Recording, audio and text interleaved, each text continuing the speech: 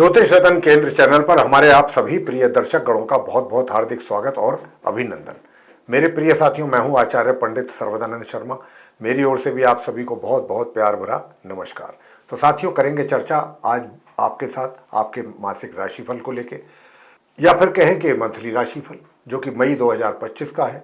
और इस मई 2025 के मंथली राशिफल के माध्यम से हम ये जानने की कोशिश करेंगे कि जो आप हमारे मकर लगन राशि के जातक हैं, उनका ये मई 2025 का महीना कैसा जाने वाला है और कैसा क्या जाने वाला है, किस प्रकार के रिजल्ट्स की बात है कि भाई आपको मिलेंगे।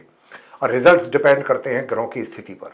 ग्रहों की स्थिति ट्रांजिट में, गोचर में जैसी होगी उसी के अनुसार परिणाम भी प्राप्त होंगे, ये तो हम सभी जानते हैं। इसीलिए हम आपसे हमेशा यही कहा करते हैं कि ज़्यादा नहीं, बस इतना जरूर ध्यान रखिए कि कौन सा ग्रह आपको गोचर में लाभ दे रहा है या नहीं दे रहा है, या अशुभ परिणाम देने के लिए बैठा हुआ है।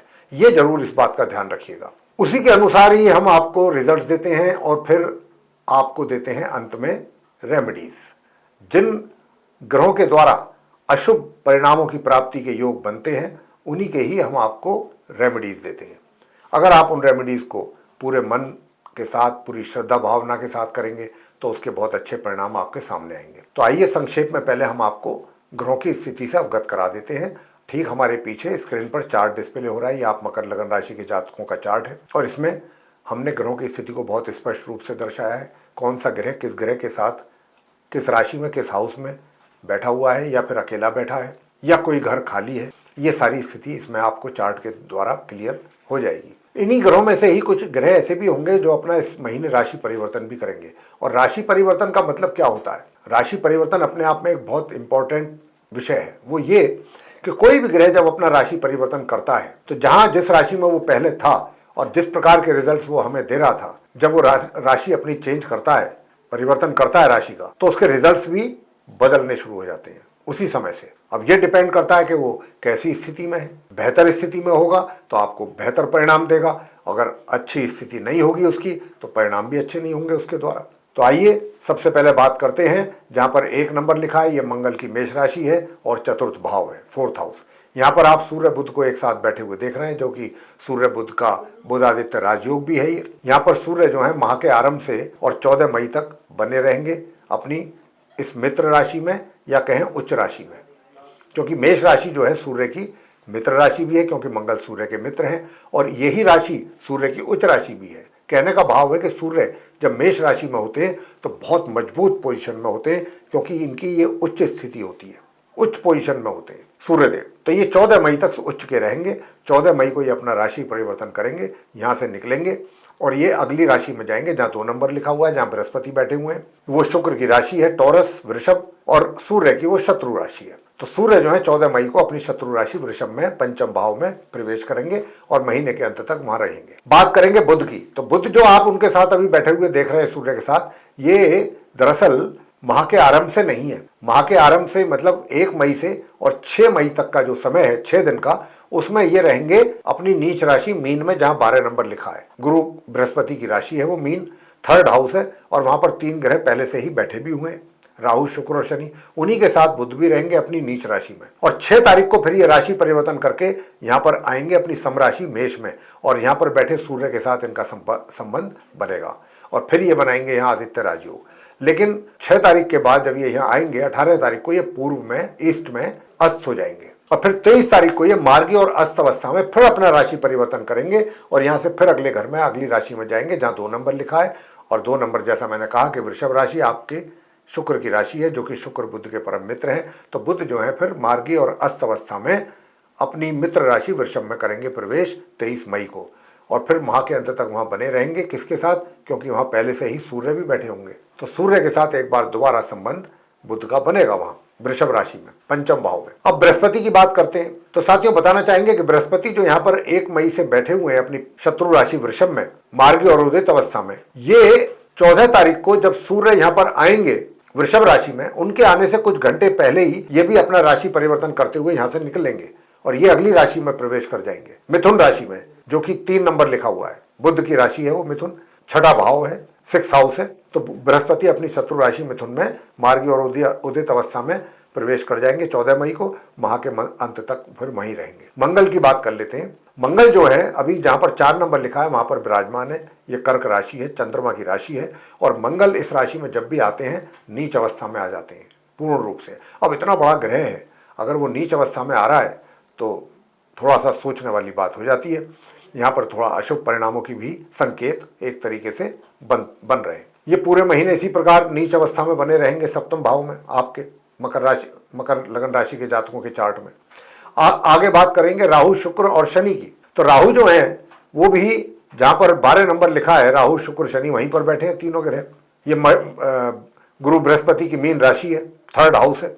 और राहु यहाँ पर 1 मई से 18 मई तक रहेंगे अपनी समराशि मीन में। 18 मई को ये यहाँ से निकलेंगे। अब क्योंकि राहु जब भी राशि परिवर्तन करते हैं अकेले नहीं करते, साथ में केतु भी उनके राशि परिवर्तन करते हैं, क्योंकि राहु और केतु दोनों एक दूसरे से 180 डिग्री पर हैं, 180 के एंगल पे हैं। तो राहु और केतु हमेशा उल्टी चाल चलते हैं, सीधी चाल ये कभी नहीं चलते। तो ये अपने जहाँ पर होते हैं उससे उल्टी डायरेक्शन में ही चलते हैं। तो ये यहाँ से निकलेंगे, 18 मई को अपना राशि परिवर्तन करेंगे, समराशि मीन से निकल करके अपनी मित्र राशि कुंभ में इनका प्रवेश होगा, 2nd हाउस में जहाँ 11 नंबर लिखा है, वो इनकी मित्र राशि है, क्योंकि शनि राहु के मित्र हैं। इसी प्रकार से केतु जो कि 6 नंबर में जहाँ बैठे हैं, ये 6 का मतलब होता है कन्या राशि बुध की, उनके घर में बैठे हैं ये 9वें भाव में। तो ये आएंगे कहाँ, 8म भाव में, जहाँ पर 5 नंबर लिखा है, जो सूर्य की राशि है, और इनकी शत्रु राशि है केतु की। तो केतु यहाँ अपनी शत्रु राशि सिंह में आ जाएंगे। उसके बाद बनेगा काल्प सर्प राजयोग, काल्प सर्प योग। काल्प सर्प योग तो अभी भी बना हुआ है उनके राशि परिवर्तन करने से पहले से ही, और उसके बाद भी बनेगा जब वो राहु केतु अपना राशि परिवर्तन कर लेंगे। अब राहु केतु के जो ये बनने के कारण काल्प सर्प योग, बहुत लोग डर जाते हैं। यहाँ पर हम डराने का हमारा कोई इंटेंशन नहीं है, और डरने की कोई बात भी नहीं है हमारे हिसाब से। क्यों नहीं है? क्योंकि राहु केतु का बना हुआ काल्प सर्प योग की जो डेफिनेशन है वो ये है, जो एक्चुअल में डेफिनेशन है वो ये है कि जब काल्प सर्प योग किसी भी जातक की कुंडली में बन जाता है तो ऐसे जातक को अपने जीवन में बहुत अत्यधिक संघर्ष करना पड़ता है, विपरीत हालातों में रहते हुए, विपरीत हालातों के। और उसको ये नहीं एहसास होता है उस समय पर, ये उसको नहीं पता लग पाता है। वो यही सोचता है कि इतनी मेहनत मुझसे क्यों परमात्मा करवा रहा है, रिजल्ट तो मेरे को मिल नहीं रहे। रिजल्ट नहीं मिलते हैं उस समय पर, सिर्फ मेहनत होती है। रिजल्ट्स कब मिलते हैं? काफ़ी आगे जाकर के मिलते हैं। और जो रिजल्ट्स मिलते हैं ना उस जातक को उसके जीवन में, उसके लिए उसने इमेजिन नहीं किया होता, कल्पना भी नहीं की होती है, इतने फ्रूटफुल रिजल्ट्स उसको मिलते हैं। ये है काल्प सर्प योग। लेकिन एक लंबे समय के बाद जाके उसकी मेहनत का फल उसको मिलता है, लंबे समय बाद। तो ये है काल्प सर्प योग। तो साथियों, यही थी ग्रहों की स्थिति। शुक्र की भी बता देते हैं। शुक्र अपनी उच्च राशि मीन में है, 3rd हाउस में, और पूरे महीने ऐसे ही रहेंगे। लेकिन 31 मई को ये भी राशि परिवर्तन करेंगे, और यहां से निकल करके ये आएंगे अपनी समराशि मेष में, 4th भाव में। जी हाँ। और शनि जो है मार्गी और उदित अवस्था में अपनी समराशि मीन में पूरे माह इसी प्रकार बने रहेंगे 3rd हाउस में। तो ये थी ग्रहों की स्थिति। इसी के आधार पे अब हम आपसे बात करेंगे कि भाई किस प्रोफेशन में, किस लाइन में आपको इन ग्रहों के द्वारा किस प्रकार के रिजल्ट्स मिलेंगे। और जहां पर नकारात्मक रिजल्ट्स की बात हम देखेंगे, उनको लेकर के हम कुछ आपको रेमेडीज भी सुझाएंगे, सजेस्ट करेंगे। अगर आप उन उपायों को करते हैं तो आपको बहुत अच्छा लाभ मिलेगा।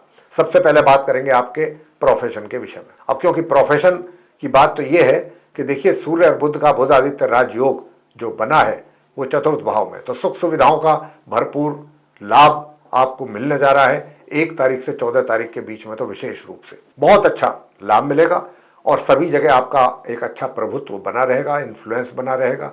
चाहे घर परिवार हो, चाहे वो आपका कार्य क्षेत्र हो या सोशल सर्किल हो, कहीं पर भी हो आप, सभी जगह आपको एक मान सम्मान की प्राप्ति आपको होगी। बुजुर्गों का भी प्यार और आशीर्वाद आपके सर पे बना रहेगा। और 6 मई से आपको अपने कार्य क्षेत्र में भी कुछ अच्छे और बेहतर परिणामों की प्राप्ति के योग बन रहे। माह के अंत में जाके बिल्कुल जब शुक्र 31 तारीख को अपना राशि परिवर्तन करके आएंगे, तब से आपके करियर में बहुत अच्छा प्रगति के योग बनेंगे और आप आगे बढ़ेंगे, सफलता प्राप्ति के योग बनेंगे आपके लिए माह के अंत में जाके बिल्कुल।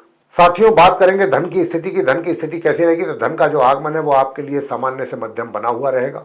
मित्रों का भी सहयोग कुछ इसी प्रकार से ही रहेगा। और सुख सुविधाओं का तो हमने पहले ही आपसे कहा है कि आपको बहुत अच्छे लाभ प्राप्त होते रहेंगे पूरे महीने ही। अब आगे बात करते हैं प्रेम संबंधों को लेके। प्रेम संबंध आपके किस प्रकार के रहेंगे? तो प्रेम संबंध जो रहेंगे आपके बीच में है, आपके और आपके प्रेमी या प्रेमिका के बीच में जो भी संबंध रहेंगे, सबसे बड़ी बात यह है कि आप अपने जो आपका प्रेमी है या प्रेमिका है उसको आप पूरा प्यार तो देंगे ही, प्यार के साथ साथ उसको रेस्पेक्ट भी पे करेंगे। ये बहुत कम होता है कि जब आप किसी के साथ आपका लव अफेयर चल रहा होता है तो ऐसा बहुत कम देखा जाता है कि वो उसको पूरा रिगार्ड और रेस्पेक्ट भी दें अपने प्रेमी या प्रेमिका को। लेकिन यहाँ पे आप मकर लगन राशि के जातकों के लिए इस महीने, मई के महीने में ऐसी स्थिति बनती हुई दिख रही है। हालांकि जो आपका मित्र है वो आपको उस तरीके से रेसिप्रोकेट नहीं कर पाएगा जैसा कि करना चाहिए था। जिस तरीके से आप कर रहे हैं उसमें कमी जरूर रहेगी, लेकिन आप इस बात की परवाह किए बगैर पूरा सम्मान अपने मित्र को देंगे। वैवाहिक संबंधों की बात करते हैं।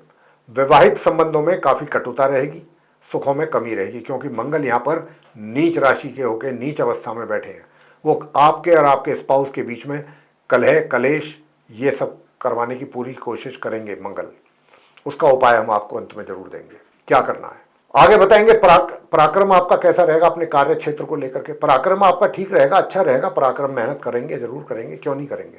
और मेहनत से ही आप आगे भी बढ़ेंगे, अपने भाग्य को भी प्रबल करेंगे।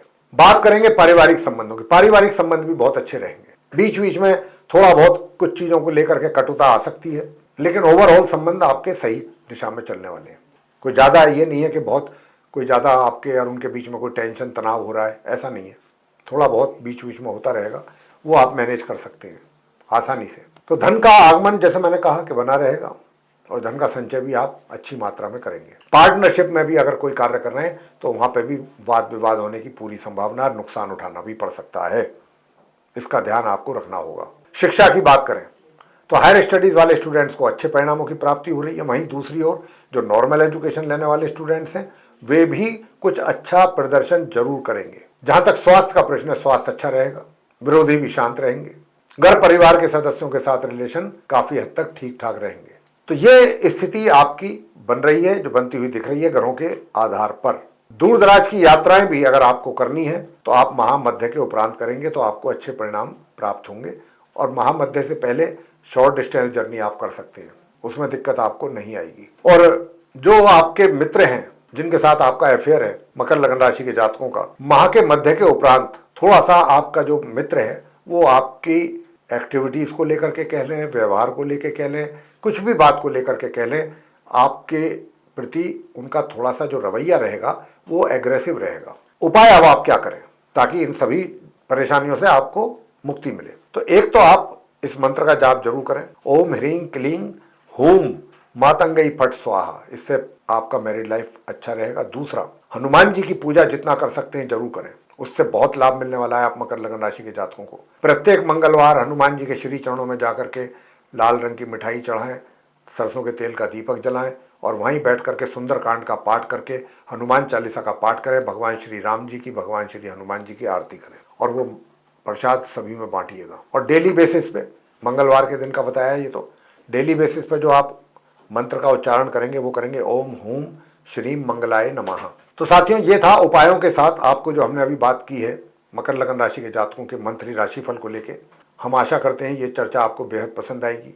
अगर पसंद आई है तो आप इसको वीडियो को लाइक जरूर करें और चैनल भी अगर अभी तक आपने सब्सक्राइब नहीं किया तो जरूर कर लें। चैनल के साथ साथ अधिक से अधिक मात्रा में आप इसको शेयर करें दूसरे लोगों के साथ ताकि लोग इसका लाभ ले सकें।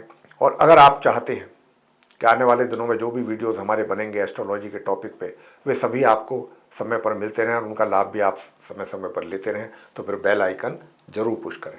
जी, इसी के साथ हम इस कार्यक्रम को यहाँ समाप्त करेंगे।